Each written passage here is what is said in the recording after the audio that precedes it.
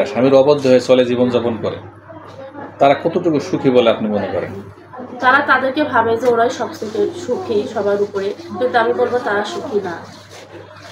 কারণ স্বামীর অবাধ্য যারা হয় তারা কখনো স্বামীর সুখী, স্বামীর ভালোবাসাকে এটা কখনো অনুভূতি করতেও পারে না, তারা কখনো সুখী হইতেও পারে না। শেষ একটা ডিফারেন্ট প্রশ্ন করি, স্বামীর মুখে মুখে তর্ক করা আমাদের ধর্মে কতটুকু অনুমতি দিয়েছে স্ত্রীদেরকে? স্বামীর মুখে মুখে তর্ক করা এটা আমাদের ধর্মের কোনো অনুমতি দেওয়া নেই, আমি জানি না, আমার জানা মতে অনুমতি দেওয়া নেই। যদি কোনো স্ত্রী এই কাজটি করে তার জন্য ধর্মীয়ভাবে শাস্তির বিধান কি আছে? শাস্তির বিধান তার কপাল সে নিজেই খাবে। শাস্তির বিধান যেমন বিধানের দেওয়া নেই যে স্বামীর মুখে মুখে তর্ক করা, তেমন তার জন্য শাস্তিও নেই। শাস্তি একটাই, তার নিজের কপাল নিজে খাবে। হয়তো স্বামী তাকে ডিভোর্স দিবে, কিংবা স্বামী তাকে ফেলে রেখে চলে যাবে, কিংবা স্বামী আরেকটা বিয়ে করতে বাধ্য। আচ্ছা, আপনার নাম ঠিকানা জানা হয়নি, একটু বলবেন? আমার নাম শিমু, আর আমি পাবনা জেলা থেকে আসছি। পাবনা জেলা থেকে আছেন। পরিবারে কে কে আছে? মা আছে, আর কি সৎ মা, বাবা, আমি। এই যে ভিডিওতে আসছেন, পরিবারকে অনুমতি নিয়ে আসছেন না নিজের ইচ্ছায় আসছেন? আমি কাউকে বলে আসিনি, আমি বান্ধবীর মাধ্যমে এখানে আসছি। এখান থেকে ভিডিও পাবলিশ হওয়ার পর পরিবার জানলে আপনার কোনো সমস্যা হবে না?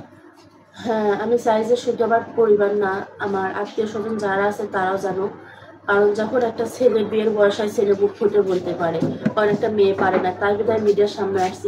এখন হয়তো বাড়ি গেলে আমার বাবা আমার সঙ্গে অনেক খারাপ আচরণ করবে, মারধরও করতে পারে।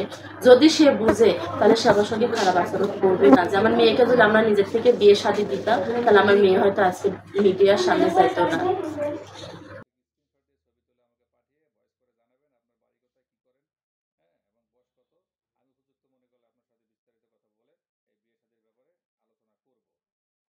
আপনার একটা স্বপ্ন বা একটা আশা নিয়ে এখানে এসেছেন। আমাদের এখানে যারা আসে এরকম ভাবেই আসে। কি আপনার মনের মধ্যে কি আশা নিয়ে আছেন, একটু বলেন দর্শকের উদ্দেশ্যে। আমি আসছি ভালো একটা জীবনের আশায়। হ্যাঁ, যদি বলেন যে ভালো একটা জীবন মানুষ কি করে দেবে, কেউ কারোকে ভালো জীবন দিতে পারে না যদি উপর আল্লাহ না দেয়। কিন্তু আল্লাহর কাছে চাইতে হয়, সবার মতো চাইলে নাকি সব কিছুই পাওয়া যায়। আমি এমন একটা ছেলে চাই আমার লাইফে, যার মধ্যে খারাপ কোনো কিছু থাকবে না, যে কখনো ঘরের বউকে সন্দেহ করবে না। তার জীবনে আমি যাই কিংবা অন্য মেয়ে যান, তার মধ্যে সবসময় ধৈর্য থাকতে হবে। ধৈর্যশীল একটা লোক চাই। ধৈর্যশীল লোক চান। নারীদের কোন কোন আচরণের কারণে পুরুষরা সংসার ত্যাগ করতে বাধ্য হয়? প্রথমত অবিশ্বাস, সন্দেহ, কারণে অকারণে ঝগড়া। এই কারণে সংসার ছেড়ে দেওয়া জায়গা, হ্যাঁ। আর কোনো কারণ নাই? না, পুরুষের মাথা ঠান্ডা রাখার জন্য একজন নারী হিসেবে আপনি কি কি দায়িত্ব পালন করবেন? প্রথমে বুঝতে হবে তার মন, যে সে এখন কি বলতে চাচ্ছে, কি চাচ্ছে। আর যখন একটা পুরুষের সঙ্গে আমার বিয়ে হবে, সে স্বামী, তার ভালো মন্দটা কিন্তু আমিই বুঝবো, যে সে কি কাজে তার মাথা ঠান্ডা থাকতে পারে, কি কাজে তার মাথা গরম হতে পারে।